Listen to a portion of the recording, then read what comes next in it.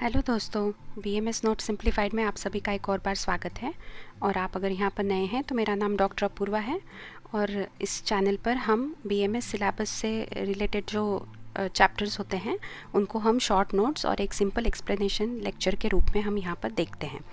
तो आज के इस वीडियो का हमारा टॉपिक है षड्विरेचन शताश्रितीय अध्याय, जो कि चरक सूत्र स्थान का चौथा अध्याय है। तो ये कंटिन्यूएशन है। इसके पहले के 2-3 वीडियोज़ में हमने कुछ पार्ट इसका कवर किया है और उसके भी पहले के वीडियोज़ में हमने सूत्र स्थान के पहले 3 अध्यायों को हमने कवर किया है, जिसमें आपको दीर्घ जीवितीय, अपमार्ग तंडुलीय और आरकवदीय अध्याय के नोट्स मिल जाएंगे।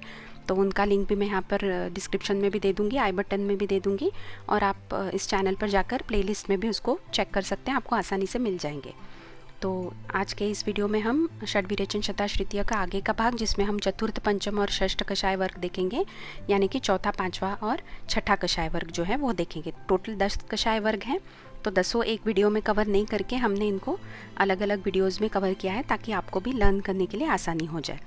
तो अगर आपको ये ऑडियो वीडियो नोट्स पसंद आते हैं तो प्लीज़ इस चैनल को लाइक, शेयर और सब्सक्राइब करना मत भूलिए। और अगर आपके कोई स्पेसिफिक विशेष है, किसी टॉपिक पर आप नोट्स चाहते हैं, तो वो भी मुझे कमेंट्स में या ईमेल करके ज़रूर बताइए। मैं कोशिश करूँगी कि जल्द से जल्द उन पे वीडियोज़ बना सकूँ।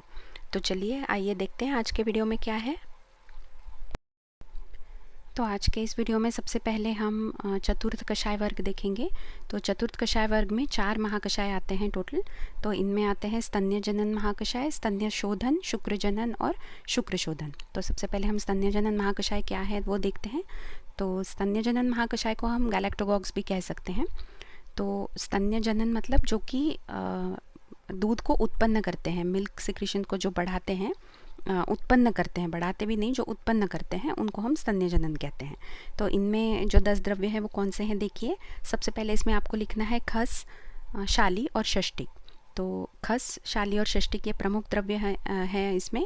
इसके बाद आप लिखिए दर्भ, कुश और काश। इसके बाद लर्न करना इक्षुवालिका और इत्कट, और फिर गुंद्रा और कत्रुण। तो ये जो 10 द्रव्य हैं ये स्तन्य जनन महाकषाय में आते हैं।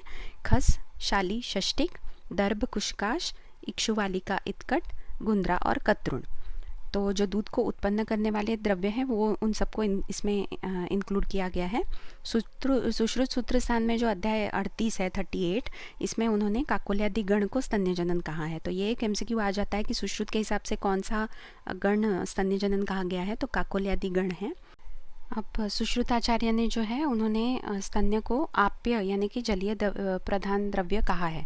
तो इसलिए उन्होंने सूत्र स्थान में ये निर्देश भी किया है एक श्लोक के थ्रू कि स्तनक्षये श्लेष्म वर्धन द्रव्योपयोगः, यानी स्तनक्षय जब हो जाता है या दूध का क्षय जब हो जाता है तब श्लेष्म वर्धन द्रव्य उपयोग करना चाहिए, जो श्लेष्म बढ़ाता हो, कफ बढ़ाता हो, ऐसे द्रव्यों को उपयोग करना चाहिए। अब आधुनिक मत के हिसाब से अगर देखें तो हमारे शरीर में बहुत सारी ग्रंथियाँ होती हैं, ग्लैंड्स हैं अलग अलग तरह की, जो अलग अलग प्रकार के रसों को जो है उत्पन्न करती हैं। तो इनमें से जो स्तन्य ग्रंथियाँ हैं, यानी जिन्हें हम मैमरी ग्लैंड्स कहते हैं, तो वो भी एक अन्यतम ग्रंथियाँ हैं। और इन ग्रंथियों के ऊपर काम, क्रोध वगैरह का प्रभाव पड़ता है। तो जैसे काम, क्रोध आदि ये जो भाव है, षड्भाव, इनका बहुत प्रभाव पड़कर दूध का परिमाण जो है कम होना या बढ़ना, ये सब प्रभाव हमें यूजुअल डेली लाइफ में भी हमें देखने को मिलते हैं। और इन विकारों का प्रभाव पड़ता है, इसलिए इन विकारों से दूर रहने के लिए कहा गया है। तो अब दूध कम होना, दूषित होना, ये सब हमको usual day to day practice में भी बहुत इसके केसेस देखने को मिलते हैं। इसलिए ये काफ़ी इंपॉर्टेंट कषाय वर्ग है, आपको याद करना है। 2 मार्क्स के लिए बहुत बार पूछ लिया जाता है, यूजुअली हर एग्ज़ाम में पूछ लिया जाता है। तो उस हिसाब से थोड़ा 2 मार्क्स के लिए और एमसीक्यूज़ के लिए भी इसके तरफ ध्यान देने की ज़रूरत है। अब इसके बाद जो महाकषाय आता है चतुर्थ कषाय वर्ग में, वो है स्तन्य शोधन महाकषाय, यानी जिन्हें हम आज के मॉडर्न लैंग्वेज में गैलेक्टो प्यूरिफायर्स कहते हैं। तो इसमें देखिए कौन से 10 द्रव्य आते हैं। इसमें सबसे पहले आपको लिखना है पाठा और सौंठ। उसके बाद आता है देवदारू, अनंतमूल, इंद्रजौ। उसके बाद किरात, तिक्त, कुटकी, और फिर नागरमुथा, मुरवा, गिलोय। तो पाठा, सौंठ, देवदारू, अनंतमूल, इंद्रजौ, किरात, तिक्त, कुटकी, नागरमुथा, मुरवा, गिलोय।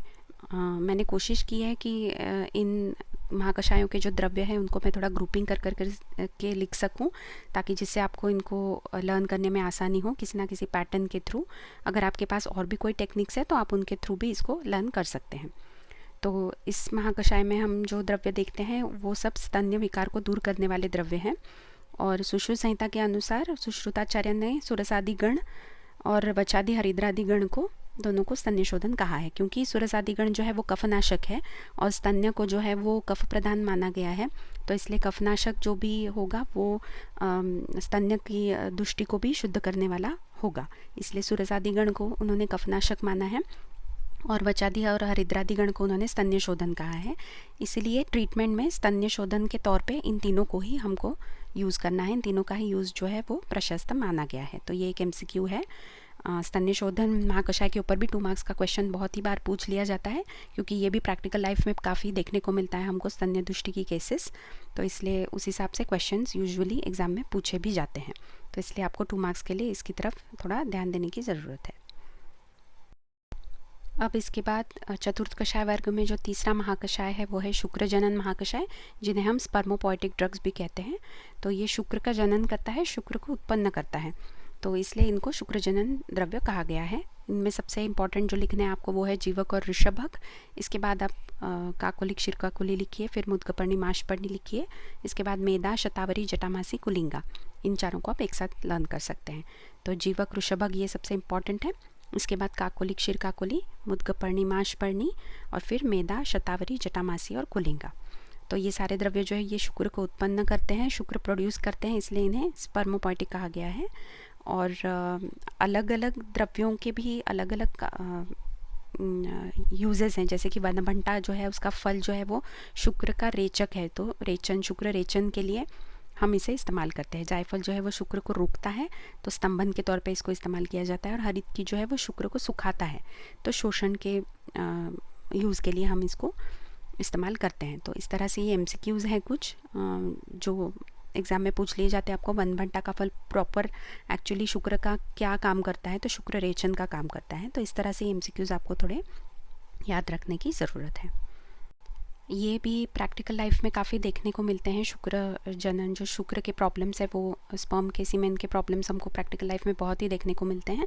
तो इसलिए प्रैक्टिकल हिसाब से भी ये बहुत ज़रूरी है और इसलिए एग्ज़ाम में भी पूछने के बहुत चांसेस होते हैं। तो 2 मार्क्स के लिए MCQs के लिए ये ग्रुप भी आपको याद रखना बहुत ज़रूरी है।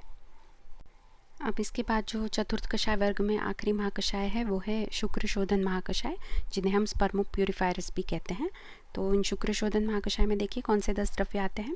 तो सबसे पहले आपको कुष्ठ लिखना है, कुष्ठ सबसे इंपॉर्टेंट है। इसके बाद कटफल, कदम्ब, निर्यास, ये आप एक साथ याद रख लीजिए, सब क से शुरू होते हैं। इसके बाद ईख है जिसे हम इक्षु कहते हैं, फिर कांडेक्षु है और इक्षुरक है। तो ये तीनों इक्षु की ही वैरायटीज़ हैं, तो इनको आप एक साथ याद रख सकते हैं, इक्षु, कांडेक्षु और इक्षुरक। इसके बाद एल्बालुक, समुद्रफेन, वसुक और खस। तो ये 10 द्रव्य हो गए, कुष्ठ, कटफल, कदम्ब, निर्यास, इक्षु, कांडेक्षु, इक्षुरक, एल्बालुक, समुद्रफेन, वसुक और खस। तो ये सारे जो द्रव्य हैं ये शुक्र को शुद्ध करने वाले हैं, प्योर करने वाले हैं, इसलिए स्पर्मो प्यूरिफायर्स कहा गया है इनको। और सुश्रुत संहिता में उन्होंने मुष्ककादिगण, वल्ली पंचमूल और कंटक पंचमूल, इन तीनों को इन्होंने शुक्र शोधन और शुक्र दोषनाशक माना है। तो अभी शुद्ध शुक्र का लक्षण का श्लोक आपको सबको पता ही होगा। स्निग्धम घनम पिछलम च मधुरम च विदाही च रेतः शुद्धम विजनीयाच्छवेद स्फटिक सन्निभम। चरक चिकित्सा स्थान में ही ये श्लोक है। तो ये छोटे छोटे कुछ श्लोक होते हैं, जैसे स्तन्य का भी मैंने पहले बताया था, स्तन्य क्षय श्लेष्म वर्धन द्रव्योपयोग वाला। तो ऐसे सब छोटे छोटे श्लोक भी अगर आप लर्न करके रख लेते हैं तो ये आप इनसे रिलेटेड क्वेश्चंस जो आते हैं उनमें आप डाल सकते हैं। जैसे मैं हमेशा बताती हूँ कि साइंस में जिस तरह से डायग्राम्स बनाने से हमें ज़्यादा मार्क्स मिलते हैं, उसी तरह आयुर्वेद में जब आप श्लोक लिखते हैं तो आपका इंप्रेशन जो है अच्छा होता है एग्जामिनर के ऊपर। तो इसलिए श्लोक लिखने पे आपको ऑटोमेटिकली मार्क्स भी यूजुअल से थोड़े ज़्यादा मिलते हैं। तो इसलिए कोशिश कीजिए कि छोटे छोटे श्लोक जो हैं एटलीस्ट आप लर्न कर सकें और यहाँ वहाँ एग्ज़ाम में जहाँ जहाँ पर भी रिलेवेंट लगता है वहाँ पर आप उनको डाल सकें। वाइवा में भी ये चीज़ आपके काम में आती है। वाइवा में भी आप जितना श्लोक बोल पाएंगे, तो श्लोक बोल के फिर आप अगर एक्सप्लेन करते हैं तो वाइवा में भी आपको ज़्यादा मार्क्स मिलने के चांसेस रहते हैं। तो शुक्र शोधन महाकषाय ये हो गया, ये भी काफ़ी इम्पॉर्टेंट है क्योंकि यूजुअल प्रैक्टिस में भी हमको शुक्र शुद्धि के लिए काफ़ी केसेस आते हैं। तो इस हिसाब से भी आप इसको प्रैक्टिकल के हिसाब से आप थोड़ा लर्न करके रख लीजिए। अब इसके बाद हम पंचम कषाय वर्ग देखते हैं। पांचवा कषाय वर्ग जो है इसमें 7 महाकषाय आते हैं। तो सबसे पहला जो है वो है स्नेहोपग महाकषाय। स्नेहोपग यानी क्या? एडजुवेंट्स इन ओलिएशन थेरेपी। तो स्नेहन की थेरेपी जो है, स्नेहन का जो मेथड हम करते हैं उस मेथड को, या उस मेथड में जो ड्रग्स इस्तेमाल होते हैं, द्रव्य इस्तेमाल होते हैं, उन द्रव्यों की कैपेसिटी को एनहांस करने वाले, उनको और बढ़ाने वाले जो भी द्रव्य हैं उन्हें हम एडजुवेंट्स कहते हैं। तो एडजुवेंट्स इन ओलिएशन थेरेपी यानी स्नेहन की क्वालिटी को बढ़ाने वाले जो द्रव्य हैं या उस मेथड की क्वालिटी को बढ़ाने वाले जो द्रव्य हैं उन्हें एडजुवेंट्स इन ओलिएशन थेरेपी कहा गया है। तो इसमें सारे ऐसे ही, पंचम कषाय वर्ग में सारे ऐसे ही हैं जो कि एडजुवेंट्स हैं, यानी जो उन मेथड्स को या उन मेथड्स में यूज़ होने वाले द्रव्यों को एनहांस करते हैं, उनकी कैपेसिटी को और बढ़ाते हैं। तो सबसे पहला देखिए स्नेहोपग महाकषाय में कौन सा द्रव्य है। तो इसमें सबसे पहले आपको लिखना है मुनक्का। मुनक्का सबसे इम्पॉर्टेंट है। उसके साथ आप मुलेठी याद कर लीजिए, मधुपर्णी और मेदा, ये चारों म से शुरू होते हैं, इनको आप एक साथ याद कर लीजिए। मुनक्का, मुलेठी, मधुपर्णी, मेदा। इसके बाद शालीपर्णी और फिर विदारीकंद, काकोलिक, शिरकाकोली, जीवक, जीवंती। तो काकोलिक, शिरकाकोली आप एक साथ ग्रुप कर लीजिए, जीवक, जीवंती एक साथ ग्रुप कर लीजिए, शालीपर्णी और विदारीकंद। तो ये हो गए स्नेहोपग महाकषाय के द्रव्य। जैसा कि मैंने पहले कहा था कि स्नेहन की क्वालिटी को, उस मेथड की क्वालिटी को या फिर उसमें इस्तेमाल होने वाले द्रव्यों की क्वालिटी को ये द्रव्य बढ़ाते हैं। तो 2 मार्क्स के लिए काफ़ी बार आता है स्नेहोपग, स्वेदोपग यूजुअली आता है, तो ये थोड़ा आप 2 मार्क्स के लिए ध्यान देने की ज़रूरत है। MCQs के लिए तो बहुत ही बार पूछ लिया जाता है। अब इसमें दूसरा महाकषाय जो है वो है स्वेदोपग महाकषाय। तो स्नेहोपग के ही तरह ये भी एडजुवेंट्स है। तो ये स्वेदोपग यानी एडजुवेंट्स इन सुडेशन थेरेपी होंगे। स्नेहोपग जो थे वो एडजुवेंट्स इन ओलिएशन थेरेपी थे, ये एडजुवेंट्स इन सुडेशन थेरेपी यानी स्वेदन की मेथड को या स्वेदन कराने वाले द्रव्यों की क्वालिटीज़ को ये एनहांस करते हैं। तो इनमें सबसे पहला लिखना है आपको शुभांजन, या जिसे हम सहजन कहते हैं।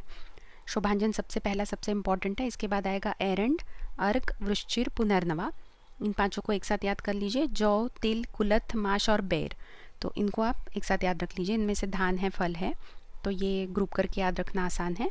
तो शुभांजन, एरंड, अर्क, वृश्चिर, पुनर्नवा, जौ, तिल, कुलथ, माश और बेर।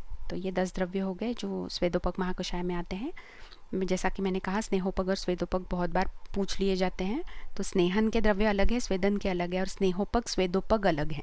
इनको कंफ्यूज करना नहीं। स्नेहन पूछा तो स्नेहन के ही लिखना है, स्नेहोपग पूछा तो ये वाले लिखना है, स्वेदन पूछा तो स्वेदन के जो अलग प्रमुख द्रव्य है वो लिखने हैं, और स्वेदोपग पूछेंगे तो ये वाले लिखने हैं। तो इस तरह से 2 मार्क्स के लिए ये आते हैं, इनको प्लीज़ थोड़ा लर्न कर लीजिए। अब इसके बाद का जो महाकषाय है वो है वमनोपग महाकषाय। तो जो भी वमन की मेथड है, वमन क्रिया जो है उसमें, या वमन कराने वाले द्रव्यों की जो क्वालिटीज़ एनहांस करते हैं उनको वमनोपग महाकषाय कहा जाता है। तो एडजुवेंट्स इन एमेटिक थेरेपी, तो एमेसिस की क्रिया में जो भी हमको सहायता करेंगे द्रव्य वो इस महाकषाय में आते हैं। तो इसमें सबसे प्रमुख है मधु, या जिसे हम शहद कहते हैं। तो मधु और मुलेठी आप एक साथ याद रख लीजिए। इसके बाद आप जलवेतस और बिम्बी को एक साथ याद रख लीजिए। फिर कोविदार, कर्बुदार, कदम्ब, तीनों क से शुरू होते हैं, ये एक साथ याद रख लीजिए। क्षणपुष्पी, सदापुष्पी, प्रत्यक पुष्पी, तीनों पुष्पी हैं, ये आप एक साथ याद रख लीजिए। तो कौन से 10 द्रव्य आते हैं वमनोपग महाकषाय में? मधु, मुलेठी, जलवेतस, बिम्बी, कोविदार, कर्बुदार, कदम्ब, क्षणपुष्पी, सदापुष्पी, प्रत्यक पुष्पी। तो वमन की जो क्रिया है, ये देखिए कि MCQ यहाँ आ जाता है। वमन की जो भी क्रिया है वो आमाशय तक का जो कफ प्रधान दोष होते हैं उनका निराकरण करने के लिए हम वमन क्रिया का इस्तेमाल करते हैं। इनमें भी सबसे बेहतर शहद और सेंधा नमक का जो घोल होता है उसे सबसे बेस्ट माना गया है, सबसे अधिक लाभकारी योग माना गया है। लेकिन एडजुवेंट्स जो है वो ये 10 द्रव्य हैं। इनमें मधु, मुलेठी, जलवेतस, बिम्बी, कोविदार, कर्बुदार, कदम्ब, क्षणपुष्पी और सदापुष्पी, प्रत्यक पुष्पी, ये 10 द्रव्य आते हैं। तो वमन क्रिया में या वमन के द्रव्यों को के क्वालिटीज़ एनहांस करने वाले द्रव्य हैं, ये इंपॉर्टेंट है। वमनोपग, विरेचनोपग भी 2 मार्क्स के लिए पूछ लिए जाते हैं, तो इनको भी आप थोड़ा MCQs और 2 मार्क्स के हिसाब से आप थोड़ा लर्न कर लीजिए। अब इसके बाद जो आते हैं वो है विरेचनोपग महाकषाय। तो एडजुवेंट्स इन परगेटिव थेरेपी, तो जो विरेचन क्रिया को या विरेचन कराने वाले द्रव्यों की क्वालिटीज़ को एनहांस करते हैं, इन्हें हम विरेचनोपग द्रव्य कहते हैं। तो इनमें भी सबसे पहला प्रमुख जो है वो है द्राक्षा या मुनक्का। इसके बाद आता है काश्मीरीय परुषक। तो मुनक्का, काश्मीरी और परुषक आप एक साथ याद रख लीजिए। इसके बाद आता है हरित की आंवला बेहड़ा, जिसे हम त्रिफला कहते हैं, हिरड़ा, आंवला, बेहड़ा। इसके बाद है कुवल, बदर, करकंदू यानी बड़ा बेर, बेर और जड़ बेर, ये तीनों बेर की वेराइटीज़ हैं। और लास्ट में आप पीलू याद रख लीजिए। तो मुनक्का, काश्मीर या परुशक, इनको आप एक साथ याद कर लीजिए। फिर आएगा त्रिफला, इसके बाद है बड़ा बेर, बेर और जड़ बेर, और लास्ट में आएगा पीलू। तो ये सारे 10 जो हैं ये विरेचनोपक महाकषाय के द्रव्य हैं। 2 मार्क्स के लिए आ सकते हैं, तो थोड़ा ध्यान देने की ज़रूरत है। अब इसके बाद जो आते हैं वो है आस्थापनोपक महाकषाय के द्रव्य। तो आस्थापनोपक यानी adjuvants in non oily enema. तो जो जिस बस्ती में हम स्नेह का प्रयोग नहीं करते हैं उसे हम नॉन ऑयली एनिमा कहते हैं या आस्थापन बस्ती कहते हैं।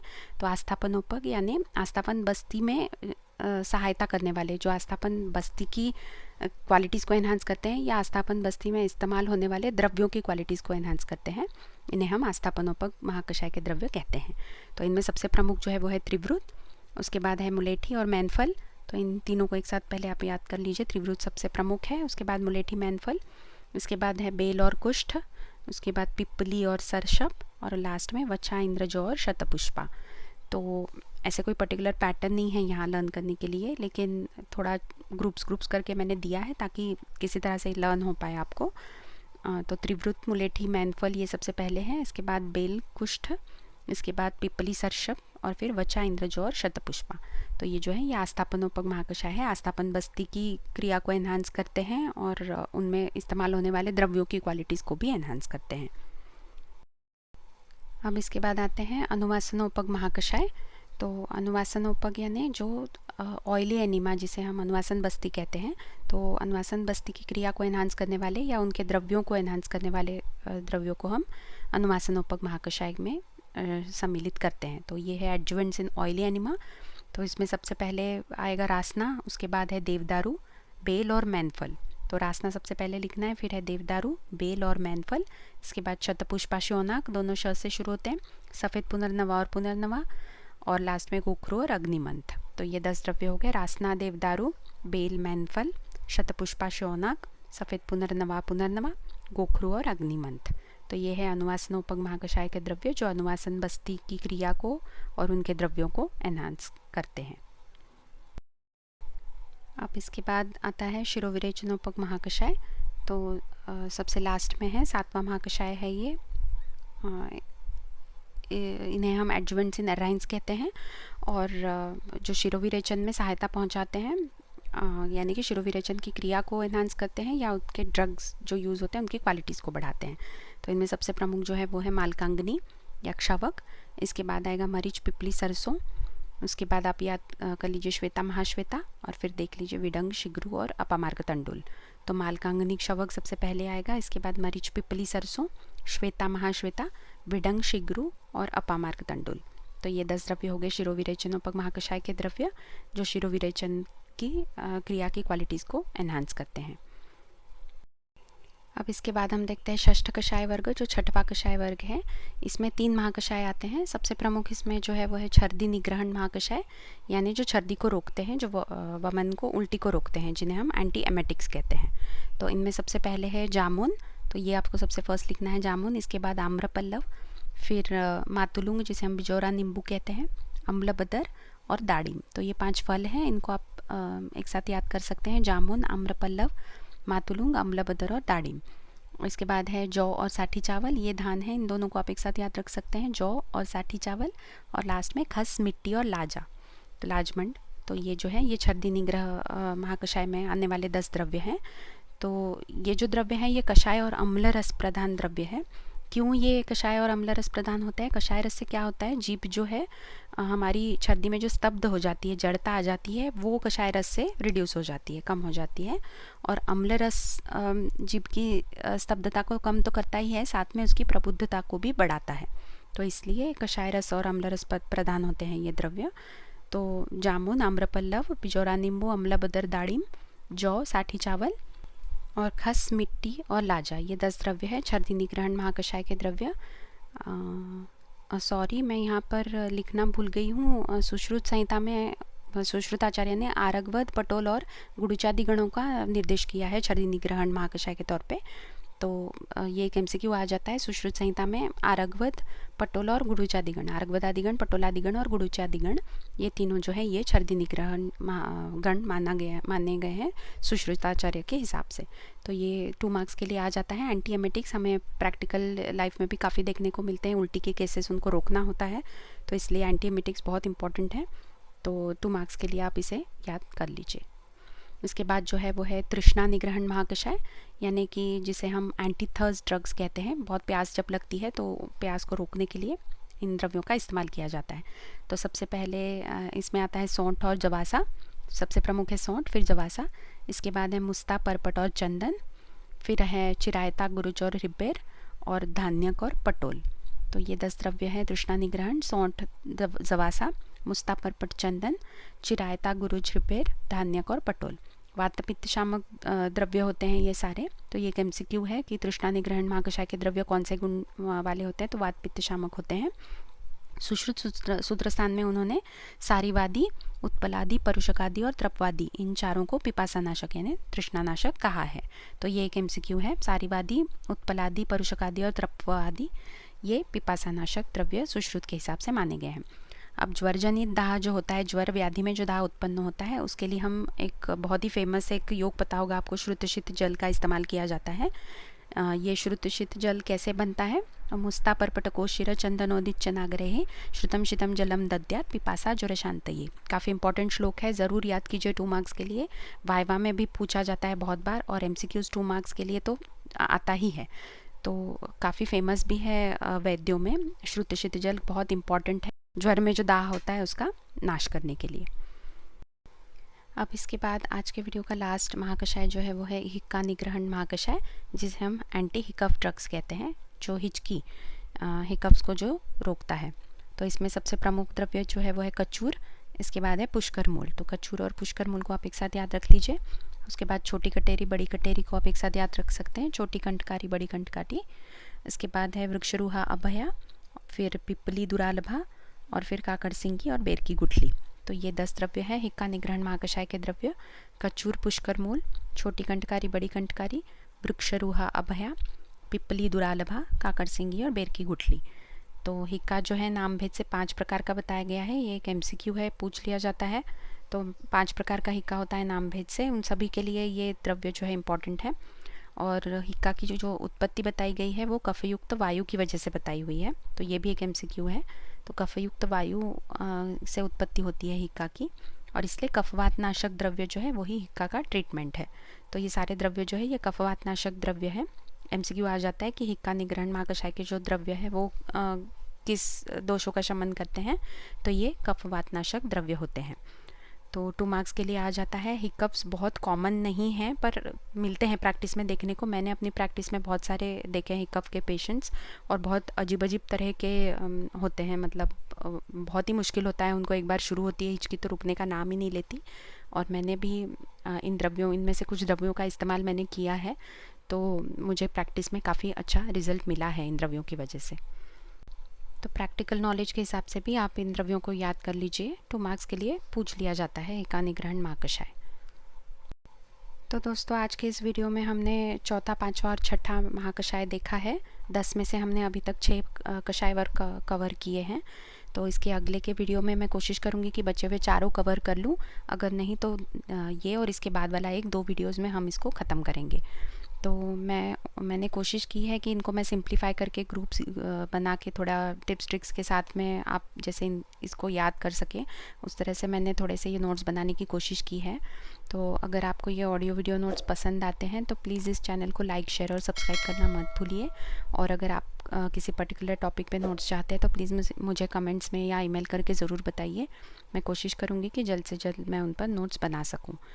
तो मैं जल्दी ही मिलूँगी आपसे अगले वीडियो में, जो षड्विरेचन शताश्रुतीय का ही बचा हुआ पार्ट होगा। होपफुली आखिरी वीडियो होगा, नहीं तो कम से कम लास्ट में एक वीडियो में हम इसको ख़त्म करने की कोशिश करेंगे।